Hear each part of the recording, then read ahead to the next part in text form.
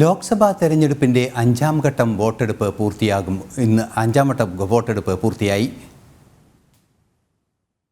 ഉയർന്ന പോളിംഗ് രേഖപ്പെടുത്തിയത് ബംഗാളിലാണ്.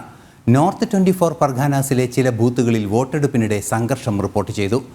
അമേഠി, റായ്ബറേലി, ലക്നൗ തുടങ്ങി 49 മണ്ഡലങ്ങളിലാണ് ഇന്ന് വിധിയെഴുതിയത്. 6 സംസ്ഥാനങ്ങളിലും 2 കേന്ദ്രഭരണ പ്രദേശങ്ങളിലുമായി 49 മണ്ഡലങ്ങൾ ഇന്ന് ജനവിധി രേഖപ്പെടുത്തി. ഇതോടെ ലോക്സഭാ തെരഞ്ഞെടുപ്പിൽ ആകെ 428 മണ്ഡലങ്ങളിലെ വോട്ടെടുപ്പ് പൂർത്തിയായി.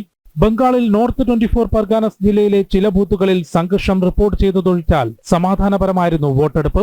ബംഗാളിലാണ് കൂടുതൽ പോളിംഗ് രേഖപ്പെടുത്തിയത്. പോളിംഗ് ശതമാനം കുറവ് മഹാരാഷ്ട്രയിലുമാണ്. ലഡാക്കിൽ 67% മുകളിൽ പോളിംഗ് രേഖപ്പെടുത്തി.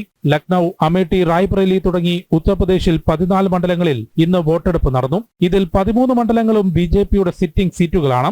മഹാരാഷ്ട്രയിൽ 13 മണ്ഡലങ്ങൾ കൂടി വിധിയെഴുതിയതോടെ സംസ്ഥാനത്തെ എല്ലാ മണ്ഡലങ്ങളിലും വോട്ടെടുപ്പ് പൂർത്തിയായി. ലക്നൌവിൽ ബിജെപി സ്ഥാനാർത്ഥിയും കേന്ദ്രമന്ത്രിയുമായ രാജ്നാഥ് സിംഗ്, അമേഠിയിൽ സ്മൃതി ഇറാനി, BSP അധ്യക്ഷ മായാവതി, UP ഉപമുഖ്യമന്ത്രി ബ്രജേഷ് പദക്, മുംബൈയിൽ സൽമാൻ ഖാൻ, ബോബി ഡിയോൾ തുടങ്ങിയ പ്രമുഖർ ഇന്ന് വോട്ട് രേഖപ്പെടുത്തി.